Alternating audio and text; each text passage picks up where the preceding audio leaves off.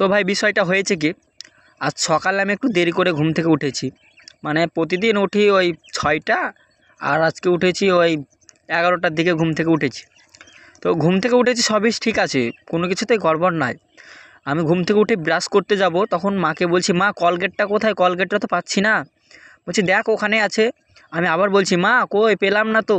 এই জানোয়ার আমাকে একে তো 11টার সময় ঘুম থেকে উঠবে, আবার বলছে মা কলগেটটা কই, কলগেট। ঘুমাগা বেশি করে, ঘুমাগা লেপের তলে ঘুমাগা যা। তো আমি কলগেটটা চেয়েছি বলে আমার সাথে এরকম করছে। তাহলে তো ভাত খেতে চাইনি 11টার সময় উঠে, তখন কেমন করবে ভাবো একবার। মানে শুধু বলেছি মা কলগেটটা তো পাচ্ছি না, তুমি এসে দিয়ে যাও না, এরকম একটা বলেছি।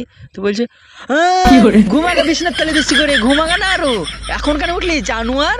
হ্যাঁ, পড়াশোনা নাই, এই নাই সেই নাই, শুধু ঘুমিয়ে পড়ে পড়ে খাবে, শুধু পড়ে পড়ে খাবে না। হ্যাঁ, জানোয়ারকে মনে হচ্ছে খাটিয়ে দিয়ে মনে হচ্ছে।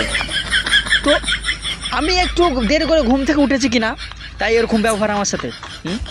এরকম ব্যবহার। ও তোমার যখন ঘুম ভাঙে না, যেদিন আমি ঘুম ভাঙিয়ে দিই সেদিনকে আমি বলতে যাই, মা তোমাকে আজকে আমি উঠিয়ে দিলাম, এত দেরি করে উঠলে কেন, এরকম কি বলতে যাই আমি?